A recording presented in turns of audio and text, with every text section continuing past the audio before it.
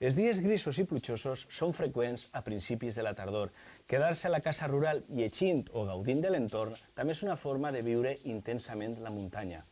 La Vall de Gallinera és, encara que no ho parega, un dels llocs més humits de tota la Comunitat Valenciana. El motiu és molt senzill. És una vall oberta a la mar i per ella entren els vents humits de llevant.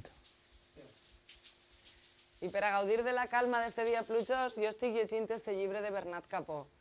Terra de cireres és un llibre entranyable d'un autor entranyable. Un viatge per una terra dolça i refrescant, com les mateixes cireres. Un recorregut que ell recomana fer sobretot en primavera, quan les flors del cirerer es guitxen de blanc les valls de Gallinera i Alcalà. Tota la reforma de la casa ha estat feta per Javier, un dels socis i decorador de professió. Ha omplit de records i objectes de bon gust la planta baixa d'esta antiga casa de poble, rehabilitada amb diversos ambients per llegir, descansar o menjar. La llum natural li dona gran protagonisme als espais.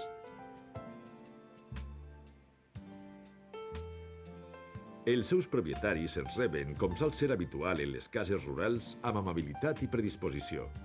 Javier i Pasqual van arribar a Benissibà amb la idea de muntar la seva casa i compartir-la amb visitants.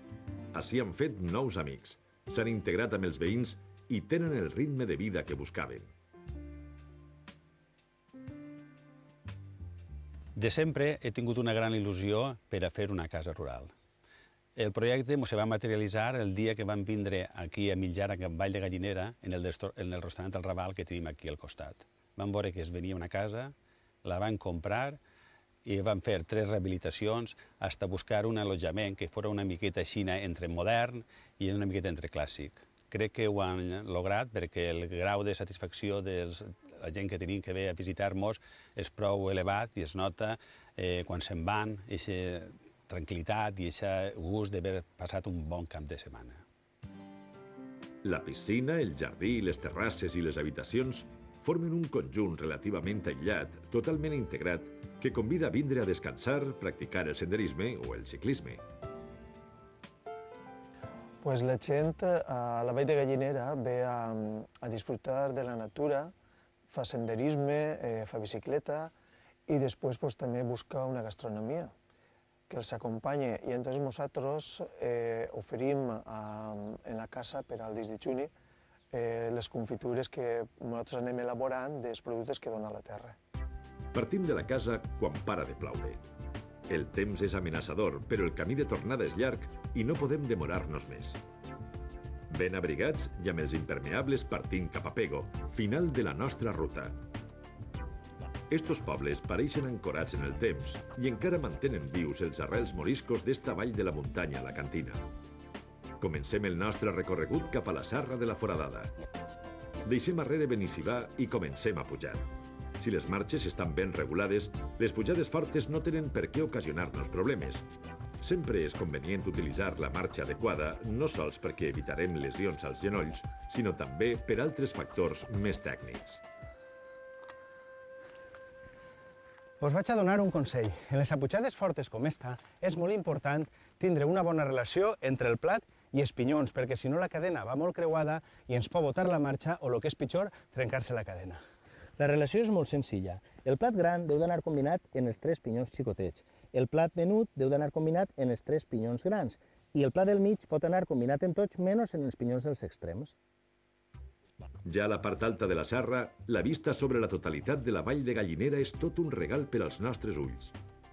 Els pobles que formen part de la vall poden veure's quasi en la seva totalitat. Al fons, el riu Gallinera és l'eix vertebrador de tots ells i d'ell, de les seues exigües aigües mediterrànies, van obtindre la clau per a viure. Seguint l'antic camí que unia les dos valls, arribem a un encreuament important que seguirem cap a l'esquerra en direcció a la Vall d'Ebo. Circular per esta tranquil·la carretera és tot un plaer. Envoltada de boscos de pi i suaus pendents, el camí es fa amè i molt agradable.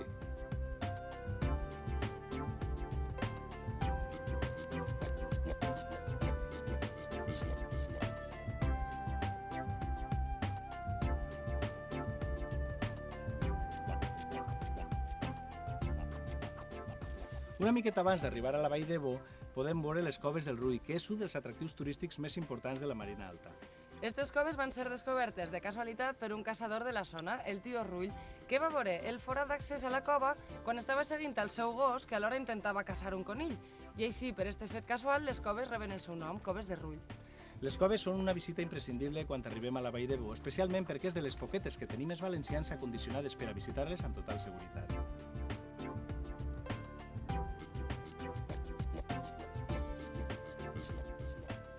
La cova té una superfície en 2.000 metres quadrats. Està format per 2 sales a diferents nivells.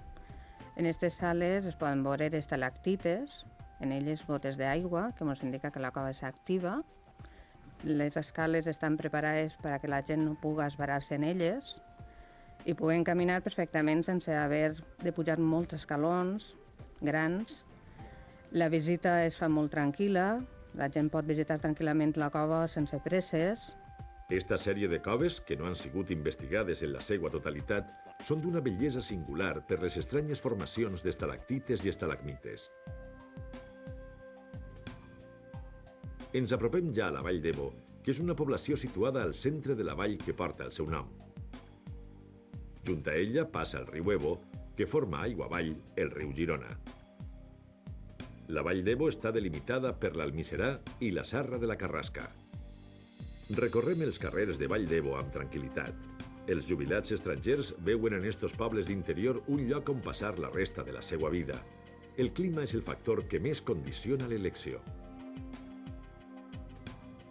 La Vall d'Ebo és el punt de partida de nombroses excursions, encara que la més coneguda és la que transcorre pel barranc de l'Infern, que és en realitat el riu Girona en la seva part més inaccessible. També les sendes recorren els llocs més interessants de l'entorn. Una vegada fora de la vall, en les proximitats de l'Alt de Pasqual, un mirador ens convida a detindre'ns i contemplar el barranc de l'Infern. Este profund llit, inaccessible en el seu tram mitjà si no es disposen de tècniques d'escalada, és molt freqüentat per excursionistes, alguns d'ells no preparats, que han tingut més d'un disgust. El barranc de l'Infern s'ha cobrat moltes víctimes per imprudència i desconeixement.